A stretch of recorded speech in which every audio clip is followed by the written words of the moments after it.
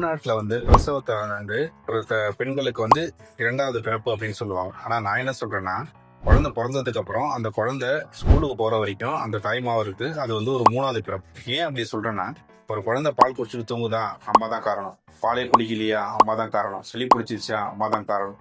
Motion நிறைய போயிட்டே இருக்குதா, அம்மா தான் காரணம். மோஷன் போகவே இல்லையா, அம்மா தான் காரணம் அப்படின்னு இந்த கூட இருக்க மாமியார் நாத்தனார்கள் தான் இந்த தாய்மாரை வந்து நீங்கள் எவ்வளோ கரிச்சு கொட்டுறீங்களோ அந்த அளவுக்கு அந்த அம்மா வந்து ஒரு மனவேதனையோடையும் உடல் வேதனையோடையும் தான் இருப்பாங்க. அந்த குழந்தைய அவங்களால பார்த்துக்க முடியாது. அதாவது ஊராம் பிள்ளைய ஊட்டி வளர்த்தா தான் புள்ள தானா வளருங்கிற மாதிரி அந்த கூட இருக்கிற அந்த அம்மாவை வந்து வீட்டில் இருக்க வீட்டுக்காரரும் சரி, அம்மாவும் சரி, மாமியாரும் சரி, நாத்தனாரும் சரி, அக்கா தங்கச்சின்னா எந்த அளவுக்கு பார்த்துக்கிறீங்களோ அந்த அளவுக்கு தான் அந்த அம்மா வந்து நல்லா தூங்கி எழுச்சி ஒரு உடல் வலிமையோடையும் மன வலிமையோடையும் குழந்தைக்கு பால் கொடுக்க முடியும். சரிங்களா?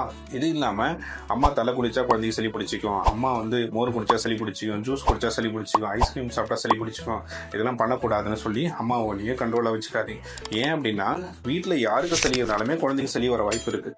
அது கூட இருக்க பெரிய குழந்தையா இருந்தாலும் சரி, அம்மா வந்தாலும் சரி, அப்பா வந்தாலும் சரி, தாத்தா வந்தாலும், பாட்டி இருந்தாலும், அண்ணன் தங்கச்சி யாருக்கு சளி இருந்தாலும் குழந்தைக்கு சளி இருக்கும். ஸோ சளியில் இருக்கவங்க வந்து குழந்தைய தூக்காமல் இருக்க தான் நல்லது. அம்மாவுக்கு சளி இருக்குன்னா அம்மா வந்து பால் குடிக்கும் போது மட்டும் குழந்தைய வச்சுக்கிட்டு மற்ற டைம் வேற யார்ட்டையாவது கொடுத்துக்கலாம். பால் குடிக்கும் போதும் ஒரு மாஸ்க் போட்டுக்கலாம், வச்சுக்கலாம், அடிக்கடி கை கழுவிக்கலாம். அந்த மாதிரி தான் குழந்தைய பார்த்துக்கணும் வந்துச்சு. அதை விட்டுட்டு தொண்ணூறுக்கும் அம்மாவை குறை சொல்லிக்கிட்டே இருக்கக்கூடாது.